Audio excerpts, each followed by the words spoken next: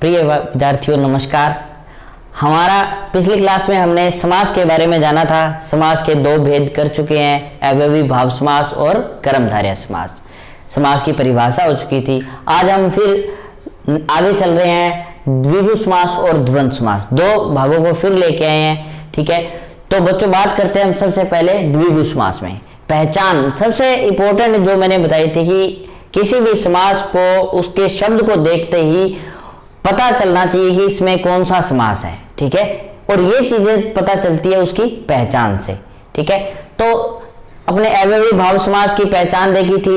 अवयवी भाव में क्या था कि उसका प्रथम पद प्रधान होता है, उसका प्रथम पद उपसर्ग होता है, एक ही पद दो बार आ जाए यानी पुनरावृत्ति हो रही तो कौन सा समास होता है, अवयवी। उसके बहुत सारे एग्जाम्पल किए थे।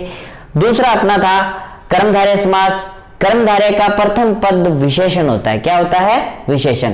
ठीक है, दूसरा पद विशेष्य होता है। विशेषण और विशेष्य का भाव होता है, उपमेय और उपमान का भाव होता है। उपमेय और उपमान मैंने बताया था कि जब किसी वस्तु की, एक वस्तु की दूसरे वस्तु के साथ तुलना की जाए तो उसमें उपमेय और उपमान का भाव होता है। ठीक है, उसके बाद आज अब बात करते हैं द्विगु समास की। तो द्विगु समास की बात करें तो सबसे पहले तो इसका प्रथम पद संख्यावाची होता है।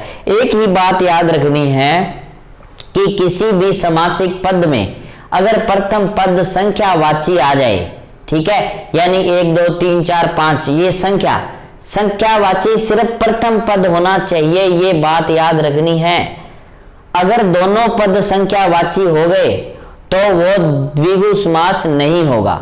द्विगु का मतलब ये होता है कि दो गायों का समूह, दो गायों का समूह, और दो क्या है? संख्या है। तो जब प्रथम पद क्या हो? संख्यावाची हो, तो वहां द्विगु समास होता है।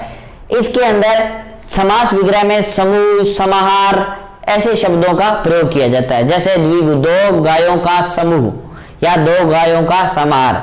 ठीक है, एकांकी, एक नाटक का जो एक अंक होता है उसको एकांकी बोलते हैं। ठीक है, एक अंक का नाटक जो होता है उसको एकांकी बोलते हैं। ठीक है, तो एक क्या है? इसमें संख्या है।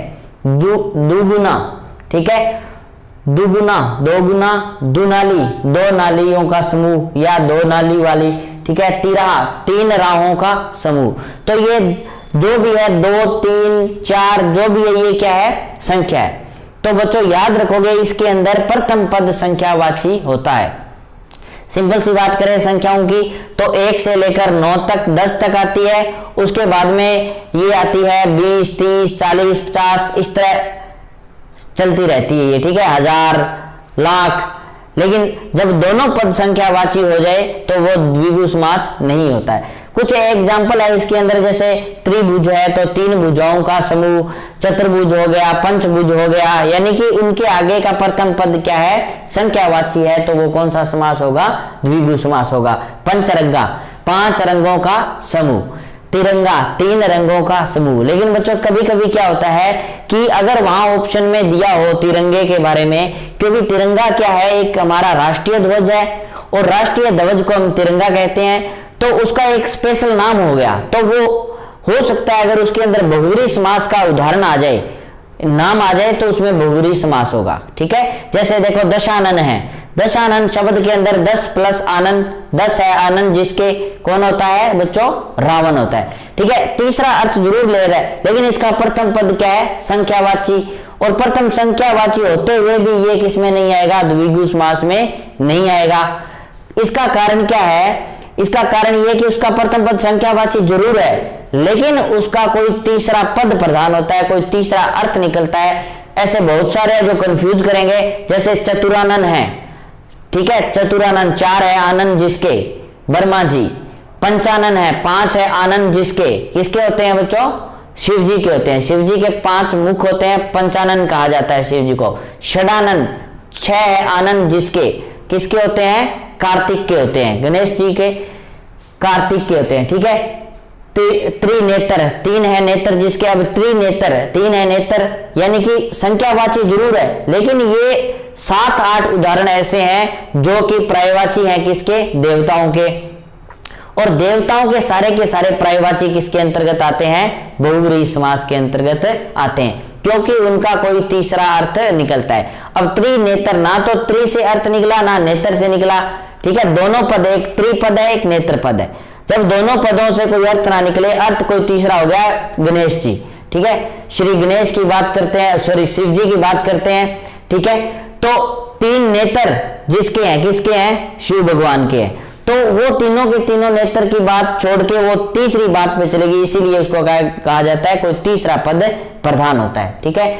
लेकिन इसके अंतर्गत क्या आता है? हमेशा ही प्रथम पद संख्यावाची होगा। जैसे पंचवटी हो गया, बहुत सारे उदाहरण, सतरंगी, 7 रंगों का समूह सतरंगी, नवरत्न, 9 रत्नों का समूह, नवरत्न यानी 9 रत्नों का समूह, नवरात्र, 9 रात्रों का समूह, शतक, 100 पंचेरी, 5 शेर का समूह, त्रिकाल, 3 काल का समूह, 3 काल, चौकड़ी, 4 कड़ियों का समूह। तो ये सारे के सारे जिसमें समूह शब्द आ जाए या समाहार शब्द आ जाए उसके समास विग्रह में, तो कौन सा समास होता है? द्विगु। पहचान इसकी एक ही याद रखनी है, इसका प्रथम पद संख्यावाची होता है। लेकिन दूसरी बात यह भी याद रखनी है कि प्रथम पद संख्यावाची हो लेकिन वो देवता का पर्यायवाची ना हो, यानी बहुव्रीहि समास का कोई भी उदाहरण ना हो। कंफ्यूज करने के लिए वो डाल देते हैं, ठीक है। जैसे दशानन डाल दिया, तो दशानन शब्द है जो 10 है, आनंद जिसके शिव जी का पर्यायवाची होता है, उसका समास विग्रह ऐसा नहीं होता कि 10 आनंद का समूह या 10 आनंद का समाहार। समास विग्रह होता है 10 आनंद है जिसके, 10 है आनंद जिसके, कौन होता है? रावण होता है, ठीक है बच्चों। आगे देखो, द्विगु समास अपना कंप्लीट होता है, बस बात है कि याद रखनी है कि इसका प्रथम पद संख्यावाची होता है। दूसरी बात करते हैं हम द्वंद्व समास की, ठीक है। द्वंद्व समास में क्या होता है? इसके दोनों पद प्रधान होते हैं। दोनों पद क्या होते हैं? प्रधान होते हैं, यानी एक जैसी वैल्यू रखते हैं। दोनों पद ही एक दूसरे की वैल्यू रखते हैं और दोनों पद प्रधान होते हैं। दूसरी बात, अगर दोनों पद संख्यावाची आ जाए, दोनों पद क्या आ जाए? संख्यावाची, यानी एक पद संख्यावाची, उसमें अपने देख लिया किसमें था? द्विगु समास में था। इसमें क्या होता है? दोनों पद संख्यावाची हो सकते हैं, ठीक है। जैसे मैं एक बात करूं 25, ठीक है, एक शब्द ले लिया 25, तो 5 और 20, 5 और 20 क्या होते हैं? 25 होते हैं, ठीक है। 5 और 20 25। इसी तरह 31, 30 और 1 31 होते हैं, या 1 और 30 31 होते हैं, 32 33, यानी कि 1 2 3 4 5 6 7 8 9 10 तक ये छोड़ दो, ठीक है। उसके बाद में 11 12 13 14 ये सारे के सारे पद किसके अंतर्गत आते हैं? द्वंद्व समास में आते हैं, ठीक है। 20 को छोड़ दो, फिर 21 22 23 24 25 ये सारे के सारे, 30 को छोड़ दो, 40 को छोड़ दो, यानी 10 के एवज में छोड़ते जाओ, ठीक है। फिर 100 आ गया, 100 किसके अंतर्गत आता है? शतक इसके अंतर्गत आता है। लेकिन 200 300 ये उसमें आ जाते हैं। 1000 फिर इसमें आएगा, क्योंकि पहला पद क्या हो? संख्यावाची हो। इसमें दोनों पद संख्यावाची होंगे तो कौन सा समास होगा? द्वंद्व समास होगा। इसमें और या का लोप होता है, यानी कि दोनों शब्दों को जब समास विग्रह करते हैं तो और या, और अथवा या, दो शब्दों का प्रयोग होता है उनके बीच में जोड़ने के लिए। जैसे लाभ हानि, तो लाभ या हानि, माता पिता, माता या पिता, माता और पिता, ठीक है। शुभ लाभ, शुभ और लाभ, ठीक है। उसी तरह इसमें क्या होता है? एक योजक चिन्ह आता है। सबसे बड़ी पहचान होती है, अगर आपको समासिक पद दिया हुआ है, पहचान देखो, अगर समासिक पद दिया हुआ है तो बीच में क्या होगा? योजक चिन्ह, यानी कि जोड़ने वाला चिन्ह होगा, जो इस तरह होता है, ठीक है। अगर समासिक पद दिया हो तो बीच में योजक चिन्ह होगा। अगर समास विग्रह दिया होगा तो उसमें और या अथवा या, दो शब्द होंगे, और अथवा या, ठीक है। अगर या आ जाए, जैसे माता पिता, माता और पिता और आ जाए तो भी कौन सा शब्द समास होगा? द्वंद्व समास होगा। अगर कहीं या आ जाए तो भी कौन सा समास होगा? द्वंद्व समास होगा, ठीक है बच्चों। फिर एग्जांपल देखो, माता पिता, दिन रात, लाभ हानि, ठीक है, 5 31 61 62, जो भी संख्यावाची है, यानी कि जिसमें दोनों पद संख्यावाची होते हैं वो कौन सा समास होता है? द्वंद्व समास होता है। जिसमें एक पद संख्यावाची होता है, यानी प्रथम पद ही संख्यावाची होता है, वो कौन सा होता है? द्विगु समास होता है, ठीक है। द्विगु की एक पहचान है, द्वंद्व की एक पहचान तो ये है कि इसका दोनों पद प्रधान होते हैं, इसमें या और का लोप होता है, इसमें दोनों पद संख्यावाची होते हैं और इसमें योजक चिन्ह होता है, ठीक है। इतनी पहचाने हैं जो बिल्कुल इजी है। समासिक पद दिया हो तो योजक चिन्ह से पहचान लो, अगर समास का विग्रह दे दिया तो और अथवा या से पहचान लो। ठीक है, तो पहचान जब आ जाएगी आपको तो उसका आप समास विग्रह करना भी सीख जाओगे। ठीक है, जैसे लाभ हानि तो लाभ या हानि, दिन रात दिन या रात, पाप पुण्य पाप या पुण्य।